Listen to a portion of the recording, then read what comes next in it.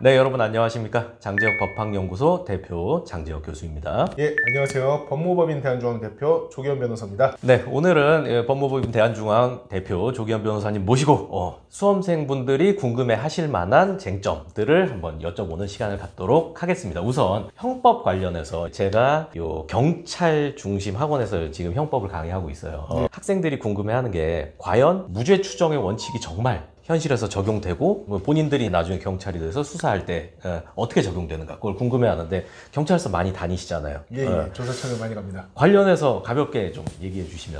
예, 무죄 추정 원칙은 우리 헌법과 형사법을 관통하는 대원칙이긴 하지만 실무적으로는 무죄 추정 원칙이 엄중하게 지켜지지는 않는다 하는 생각도 듭니다. 특히 성범죄에 관해서 그렇지 않나요? 예, 많이 언론을 접하셔서 수험생 여러분께서도 알고 계시겠지만 성범죄나 아동학대 범죄는 누군가가 특정인을 저 사람이 성범죄를 저질렀다 혹은 아동학대 범죄를 저질렀다라고 지목하는 것만으로도 굉장히 강력한 시스템이 작용하면서 사실은 지목당한 당사자가 스스로의 혐의를 벗기 위해서 적극적으로 노력을 해야 하는 이른바 유죄 추정 원칙이 적용되고 있다라는 느낌은 실무를 하면서 많이 느낍니다. 그렇다면 만약에 말씀하신 성범죄나 아동학대 범죄의 피의자로 지목이 됐다라고 하면 혼자 아무런 방어 없이 경찰서에 가는 건 굉장히 위험할 수 있겠네요? 굉장히 위험하죠. 왜냐하면은 요즘은 성범죄나 아동학대 범죄를 수사하는 경찰관들이 수준이 매우 올라가 있고 유죄 추정 원칙이 적용되는 것 같다는 느낌을 제가 받는다고 했지만 경찰관들도 엄중하게 법령을 적용하면서도 예리하게 파고들기 때문에 예리하게 파고든다는 게 올가맨다는 겁니다. 전문적인 법령과 수사의 기법을 가진 형사를 마주한 피의자가 아무런 법률적 지식도 원칙적으로는 없는 게 대부분일 텐데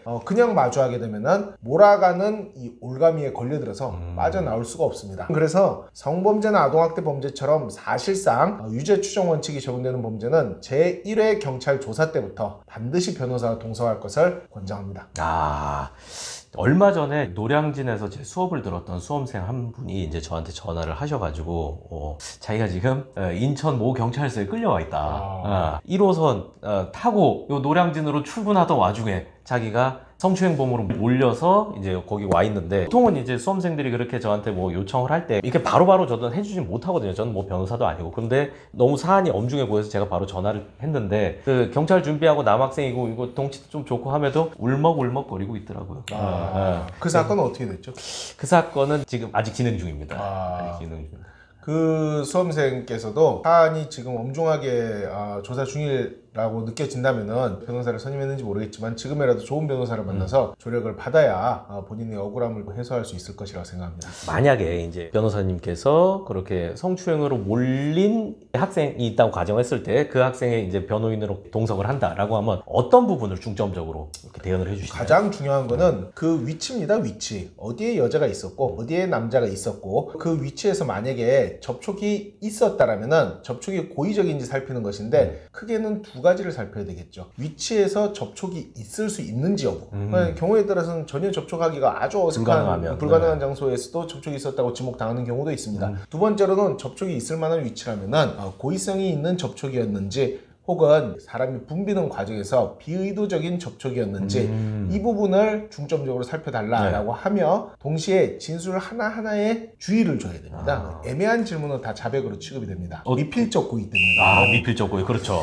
교수님, 우리 형사법에서 고의는 어디서부터 우리가 고의로 인정을 하죠? 일단 범죄 구성 요건은 사실에 대한 발생 가능성을 인식하고 그 실현을 용인하는 의사, 요렇게 하면 이제 미필적 고의로서 가장 약한 형태의 고의. 근데 여기부터가 이제 고의범으로 인정이 되는 거니까 어떤 범행의 발생 가능성, 발생의 확실성을 인식하고 그 실현을 의혹하는 그런 강력한 의사만 사람들이 이게 고의다, 일부러 했다 이렇게 생각하기 쉬운데 실제로 이 형법, 형사법에서도 고의는 굉장히 과실과의 경계선상에 있는 내용이기 때문에 실제로 시험에서 나오는 것도 주로 그런 미필적 고의 사안이 다루어지고 대법원에서도 고의 여부가 다퉈지는 사건에서는 다 미필적 고의인 거죠.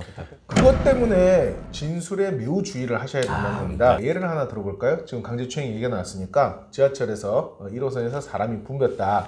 근데 여자가 이제 주장하는 것은 피의자, 이제 남자가 뒤에서 성기를 자신의 엉덩이에 의도적으로 부볐다라고 주장을 한다라고 해봅시다. 경찰관은 의도적으로 부볐어요? 그러면 처음에는 피의자들이 아니라고 하겠죠. 네. 그럼 이제 경찰관이 미필적 고의를 끌어내기 위해서 약간 질문을 바꿉니다. 아니 근데 그 자리에 서 있었고 여자가 저쪽에 있었으면은 사람이 많아지면은 밀려서 충분히 닿을 수도 있다고 생각하지 않았어요? 와, 가능성 인식이네요. 네. 그럴 수도 있겠죠. 그럼 닿았으니까 어땠어요? 저 잘 기억이 안 나는데요? 기억이 안 나는 거예요? 안 닿았어요?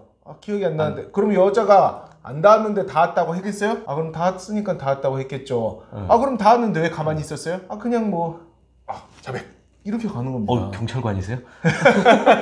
근데 잠깐 이렇게 오니까 말문이 막히네요. 그렇게 들어가는 겁니다. 그러다가 이제 몇 번 조사를 더 하면서 조사를 좀 더 미필적 고의를 보강하는 방향으로 만들어내기 때문에 여기서 만약에 제가 조사 참여했으면 절대로 그런 식으로 대답 못하게 하죠. 변호사가 요즘은 적극적으로 조사에 참여해서 수사관이 부당한 압박신문을 막을 수도 있고 제가 만약에 옆에 있으면 수사관한테 얘기했겠죠. 형사님 왜 유도신문을 해가지고 한쪽 방향으로 진술을 몰고 가는 거죠? 그렇게 질문하면 안 되는 거 아닙니까? 막아버리는 거예요. 경우에 따라서는 피의자가 얘기를 하려고 할 때 선생님 여기서는 경찰관한테 대답할 필요가 없습니다. 제가 나중에 의견서로 제출하겠습니다. 대답하지 마십시오. 그래. 이런 식으로 해서 고의가 아닌 사건이 고의 사건으로 몰려가는 것을 옆에서 충분히 통제하는 것이 또 변호사의 역할이고 특히 유죄 추정 원칙이 사실상 작동하는 성범죄나 아동학대 사건에서는 이런 조력이 매우 중요하다고 할 수 있습니다. 정말 필요하겠네요. 꼭 필요하죠. 그리고 이렇게 나중에 서면으로 제출해도 된다라는 거는 실제로 그런 상황에 닥쳐 있는 사람은 생각할 수도 없고 물론 뭐 경찰관 분들 열심히 일하시긴 하지만 그런 거에 대해서 언급은 안 해주실 것 같네요. 그렇죠.